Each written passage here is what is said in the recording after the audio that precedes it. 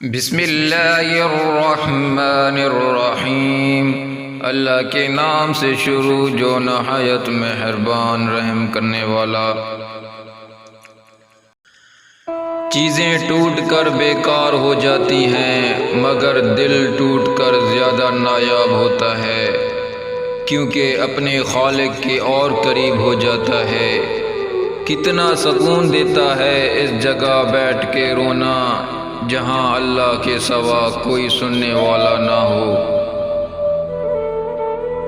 رسول صلی اللہ علیہ وسلم نے فرمایا، 3 دعائیں ہیں جن کی قبولیت میں کوئی شک نہیں: مظلوم کی دعا، مسافر کی دعا، والد اور والدہ کی دعا اپنے اولاد کے حق میں۔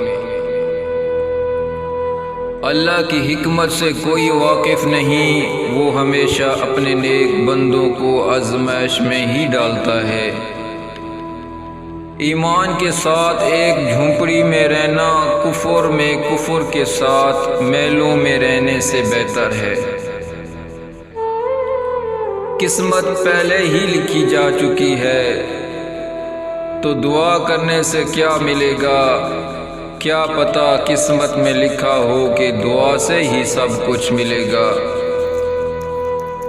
جن کی امید صرف اللہ سے ہو وہ کبھی نا امید نہیں ہوتے۔ ایک چھوٹا بچہ اپنے دونوں ہاتھوں میں ایک ایک سیب لیے کھڑا تھا۔ اس کے والد نے مسکراتے ہوئے کہا، بیٹا ایک سیب مجھے دے دو۔ اتنا سنتے ہی اس بچے نے ایک سیب کو اپنے دانتوں سے کاٹ لیا۔ اس سے پہلے کہ اس کا باپ کچھ بول پاتا، اس نے دوسرا سیب بھی اپنے دانتوں سے کاٹ لیا۔ اپنے بیٹے کی اس حرکت پر وہ شخص غصے سے لال ہو گیا اور اس کے چہرے سے اب مسکراہٹ بھی غائب ہو گئی۔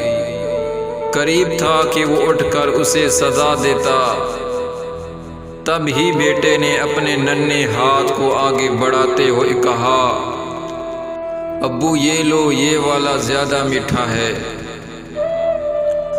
ہمارے اندر برداشت کا مادہ بہت کم ہے، شاید اس وجہ سے اکثر پوری بات اور معاملات کو سمجھنے کی کوشش نہیں کرتے اور غلط فہمی کا شکار ہو جاتے ہیں۔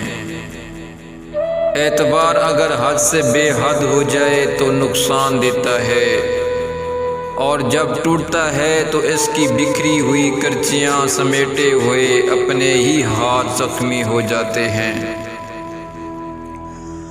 بات صرف احساس کی ہے، کسی کو 2 پل میں ہو جاتا ہے اور کسی کو صدیاں لگ جاتی ہیں۔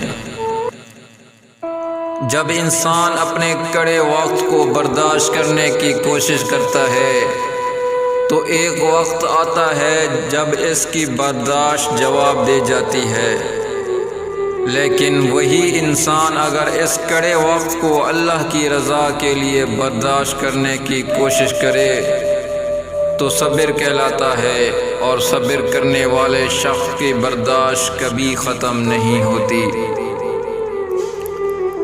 اپنے حصے کا کام کیے بغیر دعا پر بھروسہ کرنا حماقت ہے، اور اپنی محنت پر بھروسہ کر کے دعا سے گریز کرنا تکبر ہے۔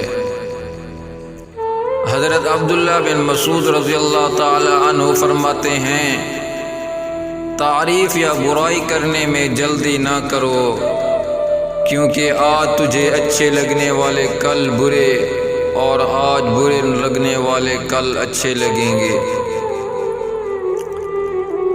رشتوں کو اکثر اس وقت زنگ لگ جاتا ہے جب ایک دوسرے کے پہل کرنے کی انتظار میں ہوتے ہیں۔ 1000 چاہنے والوں سے ایک نبھانے والا بہتر ہے۔ تم اپنی 1000 غلطیوں کے باوجود اپنے آپ سے محبت کرتے ہو، لیکن دوسروں کی ایک غلطی کی وجہ سے ان سے نفرت کیوں کرنے لگ جاتے ہو؟ یا خود غلطیاں کرنا چھوڑ دو یا دوسروں کو معاف کرنا سیکھ لو۔ بزرگ فرماتے ہیں صحت سے بڑی کوئی نعمت نہیں۔ استاد محترم فرماتے ہیں سنجیدہ رہا کریں اور اپنے راز کسی کو مت بتائیں۔ لوگ کہتے ہیں کہ حیا آنکھوں میں ہونا چاہیے، مگر میرا خیال سے حیا کردار میں زیادہ ہونا چاہیے کہ نظریں تو پھر بھی بھٹک جاتی ہیں، مگر کردار مضبوط ہو تو وہ نظروں پر قابو پا ہی لیتا ہے۔ کھٹکھٹاؤ وہ دروازے کھول دے گا، گڑ گڑاؤ وہ مان جائے گا، جھک جاؤ وہ سر بلند کر دے گا، پھیلاؤ وہ جھولی بھر دے گا۔ تم کچھ نہ کرو بس اپنے رب کے ہو جاؤ، وہ زمانے کو تمہارا کر دے گا۔